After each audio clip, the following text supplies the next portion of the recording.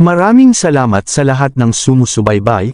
Please subscribe and follow my YouTube and Facebook channel, Filipino Novel. Maraming salamat po. Kabanata 731. Naniniwala siya sa kakayahan ni Jared ay hindi mahihirapang talunin si Leon kahit na tahimik pa siyang nanalangin na tulungan siya nitong pilayin si Leon. Kung hindi ay hindi pa sapat iyon para mawala ang kanyang galit. Nako, dinala ni Mr. Lynch ang mga West para gumanti. Sa sandaling iyon ay nagbago ang anyo nina Ava at Janice nang makilala si Jared at ang mga kasama nito. Si Ava lalo na ay madalas makipag-ugnayan sa West Praise ay ilang beses na niyang nakita si Jared at alam kung sino ito. Tiyak na hindi si Jared ang taong pwedeng paglaruan ng karaniwang tao. Wala na tayong pag-asa. Sinabi ko na naman sa iyo na umalis na tayo agad kanina, ngunit ayaw mong makinig ngayon, nandito na ang mga West. Hindi na tayo makakatakas pa. Nagdilim ang mukha ni Ava. Inaasahan na niya noon na hindi palalampasan ni Mr. Lynch ang nangyari, ngunit hindi niya inakalang isasama pa si Jared West. Si Jared ay kasing antas ni Jensen at matagal nang magkaribal ang West Praise at Weak Group. Kaya walang saysay ang ugnayan ni Leon kay Jensen. Hindi pa kakawalan ni Jared si Leon at tiyak na hindi rin patatawarin sina Ava at Janice. Bigla siyang kinabahan at hindi alam ang gagawin. Huwag kayong mag-alala, nandito pa ako. Magiging maayos ang lahat, sabi ni Leon. Ikaw, namula si Ava sa pag-aalala at hindi alam kung saan nakuha ni Leon ang lakas ng loob. Inakala niyang ganyan lang ito kumilos dahil hindi nito alam ang bigat ng sitwasyon. Sa sandaling iyon ay lumapit na sina Jared at ang kanyang mga tauhan. Batang lalaki, sigurado akong hindi mo inakalang babalik pa ako dito. Tumingin si Mr. Lynch kay Leon na mayabang na nakangiti. Ang isa niyang braso ay nabali ni Leon at nakasabit na ito sa panyo. Mukha siyang nasa masamang kalagayan. Ano naman kung bumalik ka? Naghahanap ka na naman ba ng kamatayan? Panunuyan ni Leon.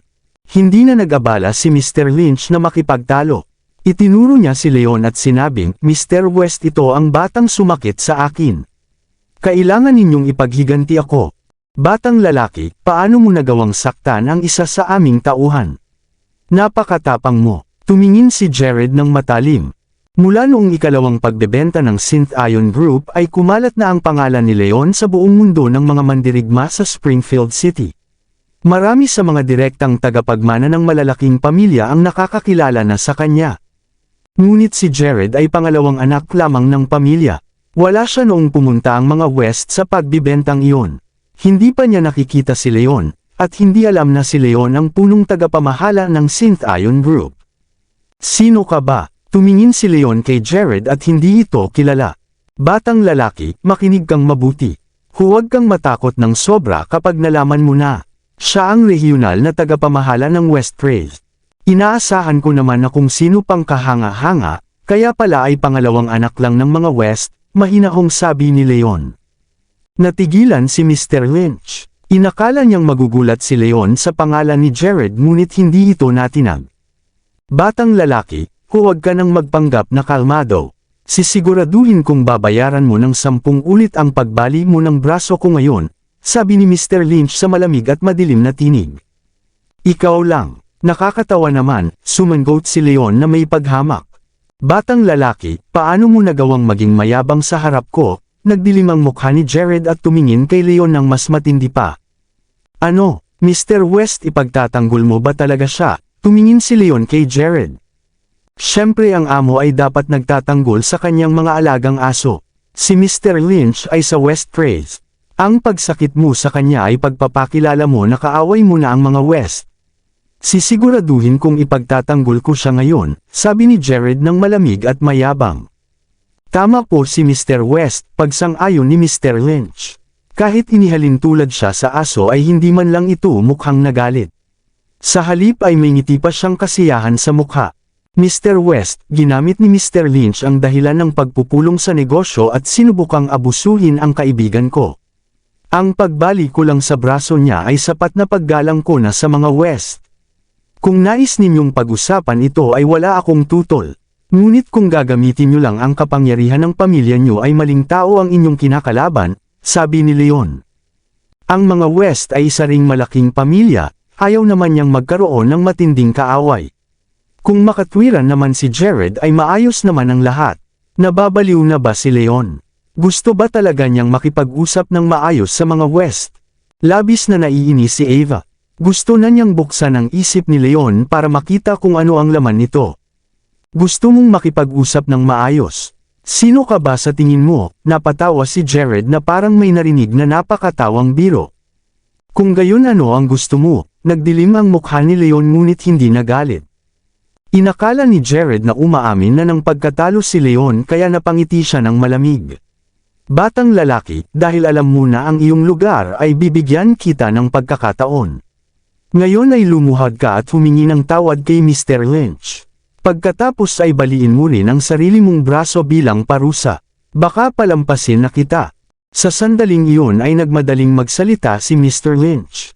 Mr. West, nandoon rin ang dalawang babaeng iyan. Sila ang kasabwat niya, at hindi natin sila pwedeng palampasin ng ganoon na lang. Habang itinuturo sina Ava at Janice ay may mapagnanasa siyang tingin sa mukha.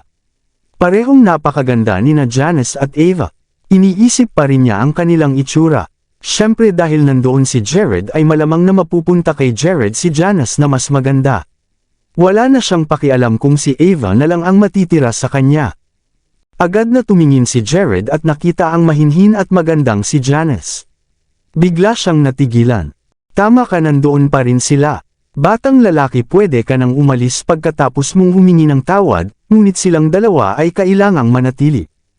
Kahit bilang isang West ay masyado na kayong naghahari-harian, nagalit si Leon. Hindi lang sa pilitang pinapapili siya ni Jared na humingi ng tawad ay ginagamit pa nito ang kapangyarihan ng pamilya niya. Ano naman kung ginagawa ko iyon? Ano ang magagawa mo? Tumawa si Jared habang tinitingnan si Leon na parang walang halaga. Ganoon ba? Kung ganyan ang gusto nyo ay tatanggapin ko ang hamon nyo. Tingnan natin kung hanggang saan ang kayang tiisin ng mga West. Labis na nagalit si Leon kaya napatawa na lamang siya sa galit. Kahit ayaw niyang magkaroon ng kaaway ang mga West ng walang dahilan, ay sadyang lumagpas na sa hangganan si Jared.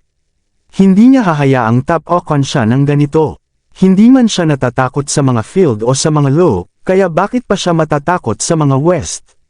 Batang lalaki, ikaw ang humiling nito. Dahil gusto mong mamatay, ibibigay ko na ang gusto mo. Ngumisi si Jared bago sumenya sa lalaking nasa likuran niya. Dick, turuan mo ng leksyon ang batang ito. Ipakita mo sa kanya ang kahihinatnan ng pakikipaglaban sa mga West. Opo, sumagot si Dick at humiwalay sa grupo. Batang lalaki, sabihin mo na paano mo gustong mamatay. Malamig na tumingin si Dick kay Leon. Napakalakas ng kanyang presensya at malinaw na isa siyang mahusay na mandirigma. Ikaw lang, nangangarap ka lang, sinabi ni Leon nang may paghamak. Bukod kay Ruth ay wala pang nakakapasok sa antas ng pinakamataas na dalubhasa gamit ang sariling lakas sa buong henerasyon ng mga kabataan sa Springfield City. Si Dick ay nasa edad 30 pa lamang. Malinaw kay Leon na ang kakayahan nito ay nasa pagitan ng mataas o pinakamataas na antas ng likas na lakas lamang. Walang paraan para maging pinakamataas na dalubhasa ito. Ang sinumang hindi pinakamataas na dalubhasa ay parang langgam lamang. Sa kanyang antas na gitnang pinakamataas na dalubhasa ay walang halaga sa kanya ang sinumang nasa antas ng likas na lakas. Batang lalaki, naghahanap ka talaga ng kamatayan, nagalit si Dick. Akmang susugod na siya kay Leon nang biglang may mangyari. Tumigil kayo dyan. Isang malamig na sigaw ang narinig at pumasok si Jensen kasama ang ilang tauhan. Jensen, ikaw pala, nagdilim ang mukha ni Jared. Ang West Praise at Wheat Group ay matagal nang magkaribal sa negosyo. Marami na silang hindi pagkakaunawaan noon, kaya tiyak na kaaway niya ito at hindi niya ito pwedeng pakitunguhan ng maayos. Nandito si Mr. Wheat, napakaganda naman. Labis na natuwa sina Ava at Janice at nakahinga ng maluwag. Alam ni Ava na magkaribal ang mga West at Wick, kaya baka hindi rin pakawalan ni Jensen si Jared. Ngunit si Jensen ang panganay na anak ng mga Wick at hindi ito pwedeng baliwalain. Kung susuportahan lang ni Jensen si Leon ay mapoprotektahan niya ito. Dumating siya sa tamang oras. Bumagsak ang loob ni Dick at nagsisisi na sana ay nahuli pa siya ng ilang sandali ay matatalo na sana niya si Leon sa isang suntok. Ngunit huli na ang lahat. Si Jensen ay nasa pinakamataas na antas ng likas na lakas na habang siya ay nasa mataas na antas pa lamang. Mas mababa siya kay Jensen.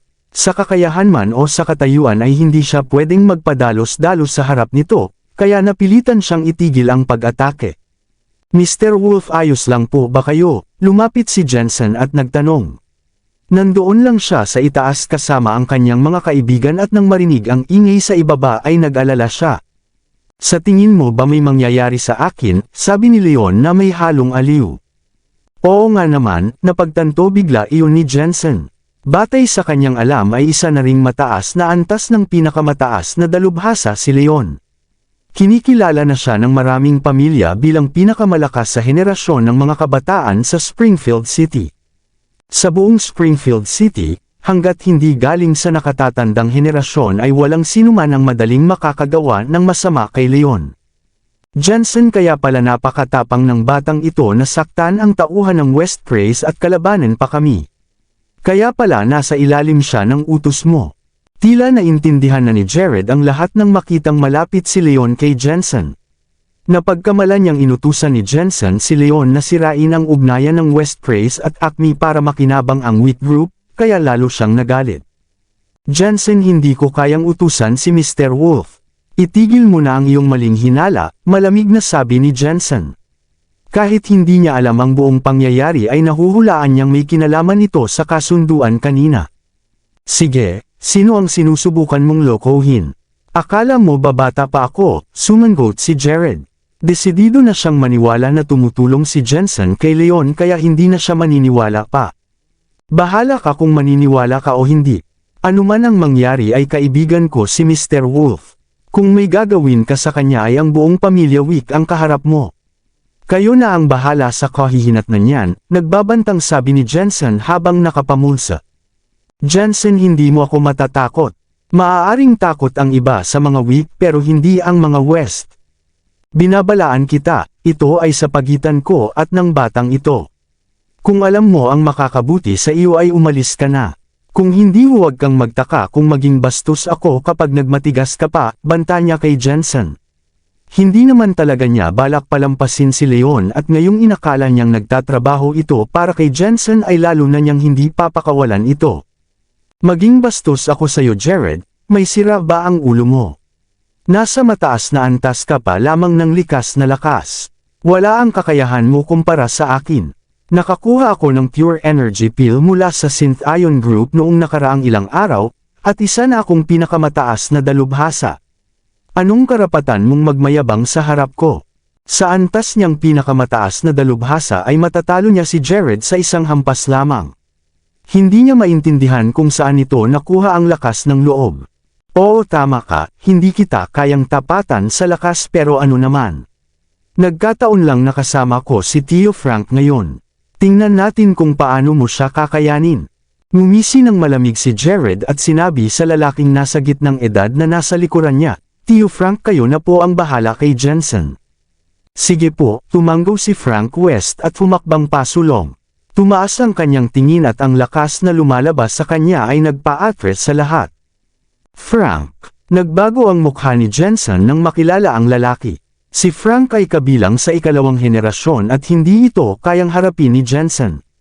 Hindi lang si Jensen pati na rin ang mga kasama nito ay natakot. Jared, si Frank ay kabilang sa ikalawang henerasyon ng pamilya niyo. Hindi siya kabilang sa mga kabataan. Napakawalang hiya mo. Paano mo nagawang gamitin siya laban kay Mr. Wick? Tama ka, walang dapat ipagmalaki dyan. Nagrereklamo na ang lahat ng kasama ni Jensen. Kabanata 735. Sila ay mga kaibigan ni Jensen at kabilang din sa mga direktang tagapagmana ng malalaking pamilya. Ngunit ang Wick at West ay magkaribal sa negosyo. Gaano man sila kalapit kay Jensen ay hindi sila pwedeng makialam sa usapin ng dalawang pamilya, kaya reklamo na lamang ang kanilang nagawa. Ano naman kung ganoon na nga? Binalaan ko na si Jensen at pinaalis na siya. Siya ang nagmatigas na makialam. Kaya paano niyo ako masisisi, ngumisi si Jared. Alam niyang may hindi nakasulat na tuntunin sa pagitan ng malalaking pamilya, na hindi madaling gagamitin ng nakatatanda ang kanilang kapangyarihan laban sa mga kabataan. Ngunit sa pagkakataong ito ay nakialam si Jensen sa gulo nila ni Leon. Napilitan lamang siyang lumaban kaya hindi na muna susundin ang tuntuning iyon. Bukod pa rito ay nais lamang niyang bigyan ng leksyon si Jensen at ipahiya ito. Hindi naman niya balak saktan ng husto si Jensen. Hanggat hindi siya lumalagpas sa hangganan ay mapipilitan na lamang ang mga weak na tanggapin ito kapag nalaman nila. Napakababa mo. Alam naman ni Jensen ang balak ni Jared. Nagdilim ang kanyang mukha, ngunit wala siyang magawa. Nang makita nilang napilitang umatras si Jensen sa harap ni Jared ay bumagsak ang loob nina Ava at Janice. Labis na nagulat si Ava. Inakala niyang kayaman ni Jensen na protektahan si Leon, ngunit napakabata pa pala ng kanyang isip. Hindi aatres si Jared kahit paharapin si Jensen. Kahit si Jensen na mahalagang tao ay wala ring nagawa, kaya paano pa kaya si Leon? Hindi lang si Leon kundi pati na rin si Janice at siya ay mapapahamak din. Sa sandaling iyon ay nawalan na siya ng pag-asa. Kabaligtaran ng kawalan ng pag-asa ni Ava ay labis namang natuwa sina Mr. Javner at Mr. Lynch. Noong una ay nag-alala sila na baka hindi mapigilan ni Jared si Leon dahil sa pagkakaibigan nito kay Jensen. Ngunit matagumpay na naitabig ni Jared si Jensen kaya napakadali na lamang naharapin si Leon. Nakahinga na sila ng maluwag at tanging hinihintay na lamang nilang pilayin ni Jared si Leon para matapos na ang kanilang galit. Mr. Wick, ito ay sa pagitan ko at ng mga West. Hayaan nyo na akong humarap dito. Hindi nyo na kailangang abalahin ang inyong pamilya, ngumiti si Leon at humakbang pasulong. Sige, tumanggo si Jensen ng may pagkailang. Inakala niyang tutulungan niya si Leon at mapapahiya rin si Jared ngunit. Hindi naman siya nag-alala. Alam niyang isa na talagang mataas na antas ng pinakamataas na dalubhasa si Leon, at ang paghamon ni Jared dito ay parang pagpapakamatay na rin. Batang lalaki, takot na ang iyong amo. Isa ka lamang niyang alagang aso, paano ka nagawang maging mayabang? Ganoon din ang iniisip ng iba pang kasama ni Jared. Lahat sila ay naniniwala na ang pinakamainam na gawin ni Leon ay sumunod at lumuhad para magmakaawa. Ngunit sa halip na lumuhad ay humakbang pa ito pasulong at hindi nila maintindihan kung ano ang tumatakbo sa isip nito. Napakadumi ng iyong bibig, nagdilim ang mga mata ni Leon. Hindi niya gusto ang paggamit ni Jared ng kapangyarihan para hamakin ang iba. At ngayong tinawag pa siyang aso ay hindi na siya makakapagpigil pa. Mabilis siyang sumugod at sinampal si Jared. Sampal, hindi pa nakapaghanda ng panlaban si Jared nang maramdaman ang matinding hapdi sa kanyang mukha. Halos mailipad siya sa lakas ng sampal. Gusto mo bang mamatay? Nang makareact si Jared ay labis na ang kanyang galit. Itinaas niya ang kamao at sinuntok ang ulo ni Leon. Ngunit sumipa si Leon sa dibdib nito kaya tumilapon si Jared. Bam! Napakawalang hiya. Labis na nagalit si Frank. Nang walang pag-aalinlangan ay sumugod siya at sinuntok ang likod ni Leon na may napakalakas na puwersa. Hindi man lang lumingon si Leon nang harapin ito at suntukin ang paparating na kamao ni Frank. Batang lalaki, humanda ka na sa kamatayan. May masamang ngiti sa mukha ni Frank. Galit na galit ito sa ginawang pagsampal ni Leon kay Jared, kaya hindi na siya nagpigil pa. Ibinuhos niya ang lahat ng kanyang lakas para makaganti. Frank, tulungan mo akong pilayin siya. Sa sandaling iyon ay natulungan na siyang makatayo ng ilang tauhan. Tinitigan niya si Leon ng may matinding puot at nais na lamang niyang dudurugin ito. Ganoon din ang iba pang kasama niyang West. Lahat sila ay naghanda na at naghintay ng pagkakataon. Hanggat mapipili man lang ni Frank si Leon o mapapa-address ito ay agad na silang susugod. Kung hindi ay hindi mawawala ang galit sa kanilang mga puso. Wala na tayong pag-asa, namutla si Ava at halos hindi na makahinga. Kahit hindi siya marunong lumaban ay alam niyang nasa matinding panganib si Leon at baka hindi na ito makaligtas. Mas kalmado naman si Janice. Alam niyang napakalakas ni Leon, ngunit nag-aalala pa rin siya kung kaya nitong talunin ang napakaraming kalaban. Sa harap ng lahat ay nagbanggaan ng buong lakas ang kamao ni na Leon at Frank. Bam! Kahit pareho na silang nasa antas ng pinakamataas na dalubhasa ay baguhan pa lamang si Frank sa gitnang antas nito. Samantalang si Leon ay walang kapantay sa antas na iyon. Malinaw kung sino ang mas malakas. Kung ginamit man ni Frank ang kanyang talino ay baka nakapagtagal pa siya ng ilang palitan. Ngunit pinili niyang harapin ng direkta si Leon na parang nagpapakamatay pa. Kasunod ng malakas na lagutok ng buto ay lalong tumaas ang lakas na lumalabas sa kamao ni Leon. Agad niyang binali ang braso ni Frank at tinulak ito palayo. Iniluwa ni Frank ang dugo habang tumatama ng malakas sa mesa sa likuran niya hanggang sa madurog ito. Paano ito nangyari? Natigilan si Jared sa nakita. Walang sino man ang mag-aakala na si Frank pa ang matatalo. Siya ay isa na ring kilalang malakas sa Springfield City, ngunit kahit ang lakas na iyon ay hindi tumugma sa kakayahan ni Leon. Puno ng pagkagulat ang mukha ng lahat. Labis silang nagulat sa ipinakitang lakas ni Leon. Paano nagkaganito? Labis na nagulat si Frank, hinawakan niya ang nasasaktang braso habang pilit na tumatayo. Siya ay nasa gitnang antas ng pinakamataas na dalubhasa, ngunit natalo siya ni Leon sa isang hampas lamang. Hindi niya ito matanggap. Batang lalaki, sino ka ba? Labis na natakot si Jared. Inakala niyang karaniwang tao lamang si Leon at hindi man lang nagtanong ng pangalan nito. Ngunit sa nakitang lakas nito sa murang edad ay hindi maaaring hindi ito kilala sa Springfield City. Bigla siyang nakaramdam ng matinding pangamba. Jared, napakatanga mo talaga. Sa ganito kabata ni Mr. Wolf ay nagawa niyang talunin ang gitnang antas ng pinakamataas na dalubhasa sa isang hampas lang.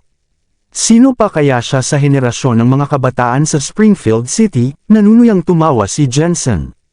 Siya ba ay si Leon Wolf? Gulat na gulat si Jared. Nang pag-isipan palalo ay agad na nakuha ang sagot. Kahit wala siya noong pagbebenta ng Synth Ion Group ay narinig na niya ito mula sa kanyang ama at kuya. Tinalo ni Leon si Haroon Field sa isang hampas noong panahong iyon. Malamang ay nasa mataas na antas na siya ng pinakamataas na dalubhasa. Marami sa malalaking pamilya ang tumatawag kay Leon na pinakamalakas sa henerasyon ng mga kabataan. Sa buong Springfield City ay siya lamang ang kayang higgitan ang antas ng gitnang pinakamataas na dalubhasa sa ganitong edad. Siya pala ang punong tagapamahala ng Synth Ion Group na si Leon. Agad na naintindihan ni Frank at ng iba pang tauhan ang nangyari at labis silang nabahala. Si Dick lalo na ay napagtanto ang kanyang katangahan sa pag-aakalang madali lang talunin si Leon. Hindi niya maiwasang magpasalamat na dumating sa tamang oras si Jensen at napigilan siya. Kung hindi ay isang daliri lang ni Leon ay sapat na para matalo siya. Synth Ion Group. Naguluhan sina Ava at Mr. Lynch. Ang mga gamot ng Synth Ion Group ay napakahalaga para sa mga mandirigma. Sa mundo ng mga mandirigma at sa malalaking pamilya ay kilalang kilala at maimpluwensya na sila. Ngunit hindi pa matagal na nagtatag ang Synth Ion Group kaya ang antas ng kanilang kayamanan ay pangalawang antas pa lamang ng pamilya. Hindi pa sila gaanong kilala sa larangan ng negosyo. Sina Ava at ang iba pa ay karaniwang tao lamang kaya hindi pa nila naririnig ang tungkol sa Synth Ion Group o ang pangalan ni Leon. Gayunpaman ay labis na natuwa si Ava.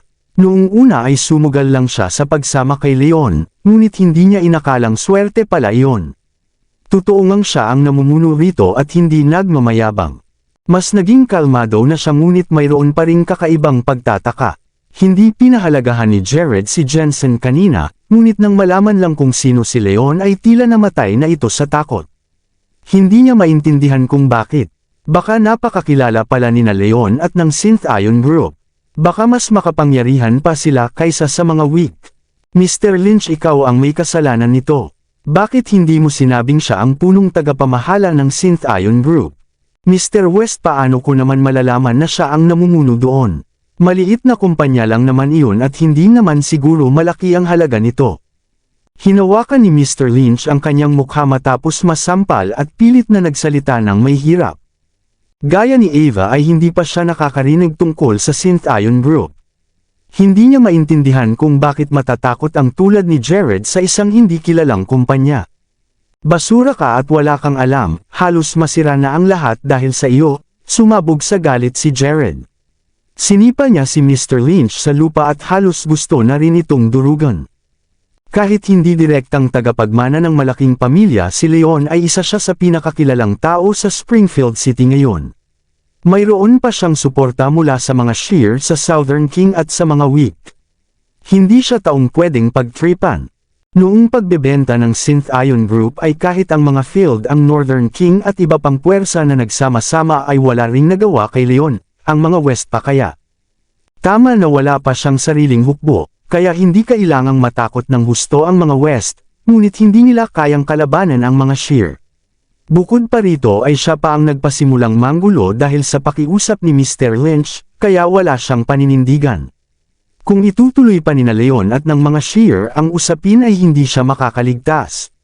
Si Mr. Lynch ang sanhi ng lahat kaya hindi nakapagtataka ang galit ni Jared.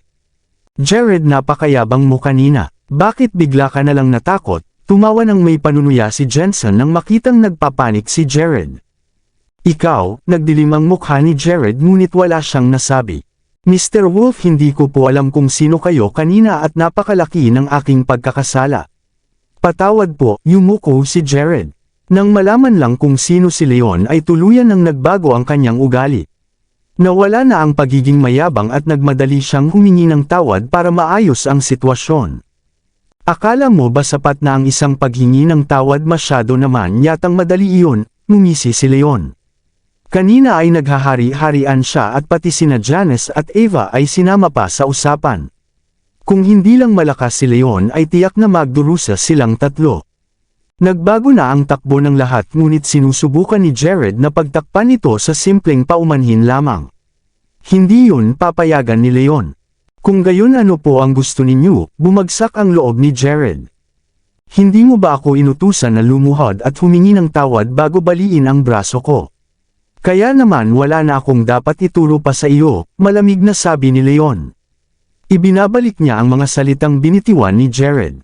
Ikaw, Mr. Wolf, ako pa rin naman ang pangalawang anak ng mga West. Kahit may mga kakampi kayo ay hindi naman mahina ang aming pamilya. Sana ay alam ninyo ang inyong lugar, at huwag nang lumagpas sa hangganan. Ano naman kung lumagpas ako? Kung hindi ka masaya dito ay labanan mo ako. Gusto kong makita kung ano ang kayang gawin ng mga West, sabi ni Leon. Sa mga tulad ni Jared na mapang-abuso ay nararapat lang silang bigyan ng leksyon para matuto. Kung hindi ay patuloy lang itong mananakit ng walang maling ginagawa. Ikaw, nawalan na ng pag-asa si Jared. Alam niyang isa na mataas na antas ng pinakamataas na dalubhasa si Leon. Kahit pa magsama-sama silang lahat ay wala silang pag-asang matalo ito. Wala na siyang ibang nagawa kundi ang yumuko. Jared, dahil miyembro ka ng mga West ay bibigyan pa kita ng huling pagkakataon. Kung nais mong humingi ng tawad ay ipakita mo ang iyong katapatan, at baka palampasin kita. Kung hindi ay ikaw ang bahala sa kahihinatnan mo. Malamig na sabi ni Leon habang tumataas ang kanyang pagnanais na pumatay. Napakadilim ng mukha ni Jared ngunit wala siyang magawa. Siya ang nagsimula ng gulo at ito ay usapin lamang ng henerasyon ng mga kabataan. Kahit humingi pa siya ng tulong sa pamilya ay wala silang magagawa. Bukod pa rito sa antas at kakayahan ni Leon ay wala ring magagawa ang mga West kung pipilitin pa nila. Kung lalo nilang gagalitan si Leon ay mas malala pa ang mangyayari at mawawalan siya ng lahat.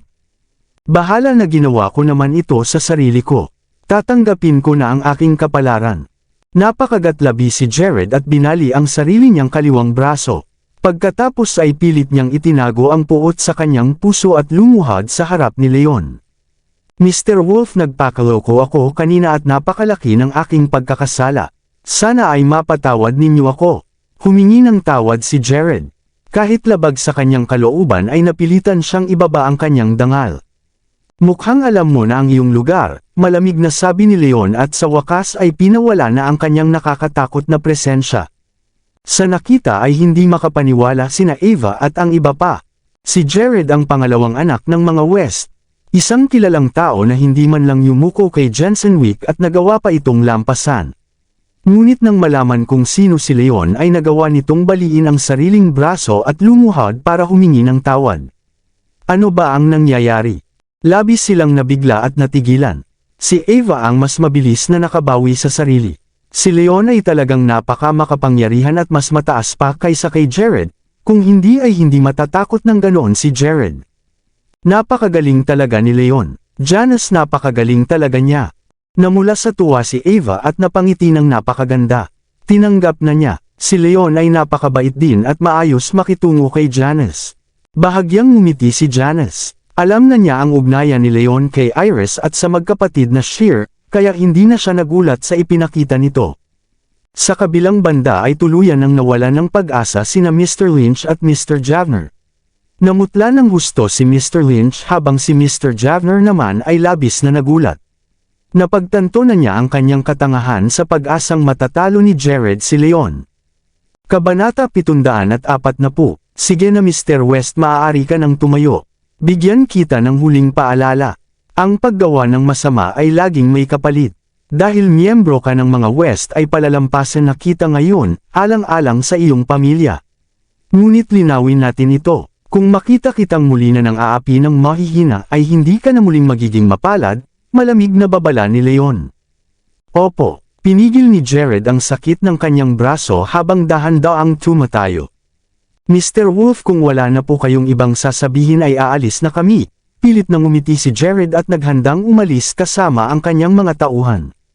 Sandali lang, si Mr. Lynch ay isang masamang tao at nasa ilalim siya ng inyong pangangalaga. Bahala na kayo kung ano ang gagawin niyo sa kanya, itinuro ni Leon ang lalaking nakahiga na may pagkasuklam.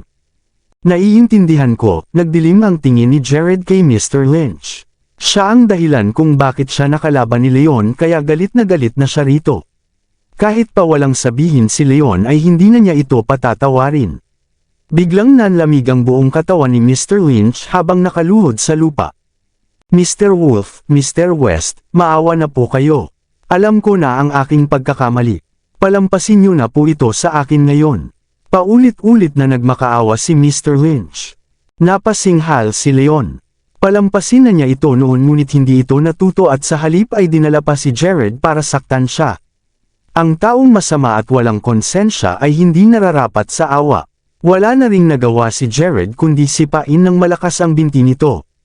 Narinig ang malakas na lag-utok ng buto at napasigaw sa sakit si Mr. Lynch. Napalay na ang kanyang binti. Ngunit hindi pa rin kontento si Jared kaya sinipa niya rin ang kabilang binti. Hanggang sa pareho na itong mapili at nawalan na ng malay sa sobrang sakit. Sige na, maaari na kayong umalis. Dalhin niyo na siya palayo, ayaw ko na siyang makita, itinuro ni Leon ang nakahiga.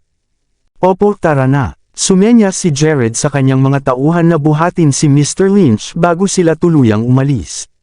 Nang makita iyon ay hindi na naglakas loob si Mr. Javner na manatili pa, kaya sinubukan niyang sumama sa pag-alis nila. Sandali lang. Ikaw, lumapit ka dito, biglang itinuro ni Leon si Mr. Javner. Namutla ito sa takot at halos tuluyang manghina ang mga tuhod hanggang sa bumagsak siya sa lupa. Mr. Wolf, alam ko na ang aking pagkakamali. Nangangako ako na hindi na ako lalaban pa sa inyo. Maawa na po kayo at palampasin na ito sa akin, nanginginig na nagmakaawa si Javner.